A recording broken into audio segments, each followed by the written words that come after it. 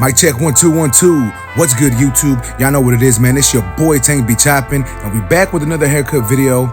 Check it out, man. What we're gonna be doing on this cut is like a drop fade. We're gonna keep it kind of dark around the parietal ridge area. We're gonna trim the top a little bit, hit them with the curl sponge. You know what I'm saying? Make all that look good. So starting off, man, I gotta make sure I pick out all this hair. Like I said, we are gonna trim the top. So to trim the top, we gotta make sure that we got it all picked out. Now he does have some shrinkage, meaning his hair, you know, once I pick it out, it's gonna start to compress a little bit, and that's perfectly fine. That's gonna happen with his hair regardless, right? So we just gonna pick it out a good amount of times, get it as even, I don't want to say as even, but as picked out as we possibly can. And once that is done, I'm gonna go in and start freehanding the top of my man's hair. As you can see, he only wanted a little bit taken off, so I'm only taking off about 1/4 of an inch or so, maybe half an inch, if that. But I'm using my Andis Black Label Masters, the cordless versions, and like I said, I'm just freehanding the top, getting it all down to that length. We are gonna do the curl sponge on top later on. He wanted to keep it dark around the parietal ridge, so you know we gonna hook my man up. You know what I'm saying? So that's what we're doing here, guys, is just taking it all down, prepping it before we actually do some fade work, right? And I really like using my Andis Masters when I'm doing froze, when I'm freehanding. They're really good for that, man. So if you're interested in this tool, you can go to fwbarbersupply.com, use my discount code TANK10 on that website. But nonetheless, man, now we're moving on to balding them out. I am using the Andis GTX XO trimmer, and all I'm doing is we're taking out, I wasn't gonna say we're taking out the line, but we're not taking out the line, we're putting in the line. Wait, is this the GTX XO? This is the one with that new blade on it. But anyways, as you can see, we're balding my man out. I forgot the name of the blade, but we're balding him out, dropping it below the occipital bone in the back. And we're just gonna keep this shape when we start blending up. And as you can see here, I am taking the Andis Masters. This is the number 2 guard, lever closed. And I'm just coming up to how high I want the fade. And then I'm starting to really float my clipper and flick out more. Once again, he wanted to keep it kind of dark around the parietal ridge. And then we are gonna curl that up also.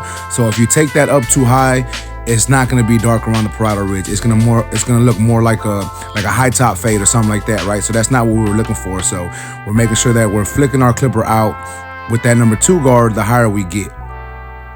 Now, once that is done, I'm taking my clipper with the lever open, and I'm just setting in my next guideline, coming up about half an inch or so. Then I'm gonna do the same thing with my number 1 guard, lever open, coming up another section, still using a slight flick out motion. That way it kind of blends into that number 2, and it's not as hard for me to blend, right? And you gotta make sure that you're either combing or brushing the hair down. That way you can actually see what the hair is doing. All right, so once we did that with that 1 guard open, I believe this is my 1.5 guard lever open, trying to blend into that number 2 that we did earlier. And then I closed that 1.5 guard, and we're gonna try to take out this line. And once again, guys, you gotta make sure that you're combing that hair down or brushing it down. And the reason for that is with this type of hair texture, the hair wants to curl up. So you gotta make sure you keep combing it to make sure that it lays down the way it's supposed to lay. And then here I'm going in with my half guard or my 0 guard, whatever you want to call it. Lever open, adjusting my lever closed little by little, working my way down, trying to erase that middle line in that section.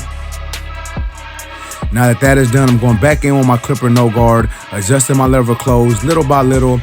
And the more I close my lever, the lower I'm attacking that line, right? So that should get this line out. And if it doesn't, we'll go back in and do some more detail work.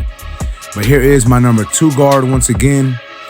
Just doing some little bit of detail work, a little bit of freehand work, just trying to get the blend to actually fade into the longer hair on top.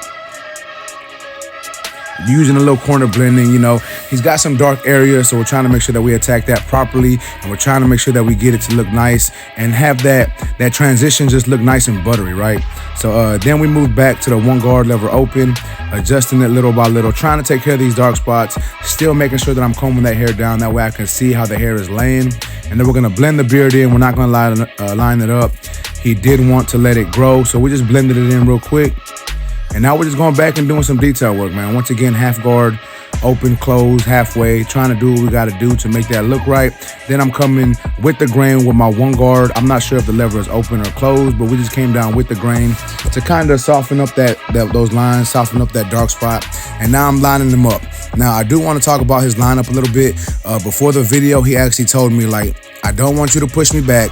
Just give me a straight line, but it doesn't have to be the straightest line. If you have to push me back to make it super straight, don't do it. So we're just basically cleaning up the hairline, giving him the straightest hairline we can give without pushing anything back.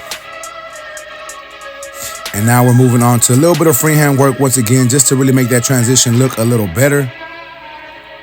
And I like to do this all the time once I'm done cutting hair, especially if they're keeping a lot of bulk on the sides. Once I'm done with my steps, I go back in and freehand a little bit of it just to make sure it's like a nice, the transition just looks nice and buttery.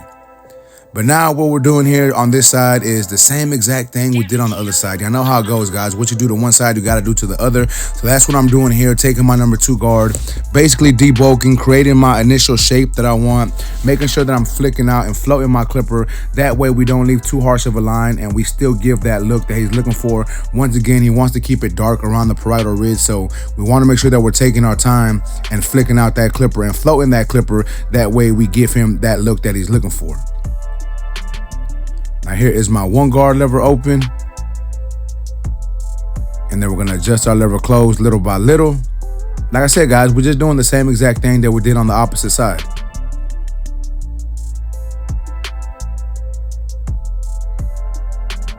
Here is the 1.5 guard.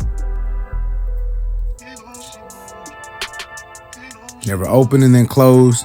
Trying to get this transition to look nice. Y'all know how we do it over here, man.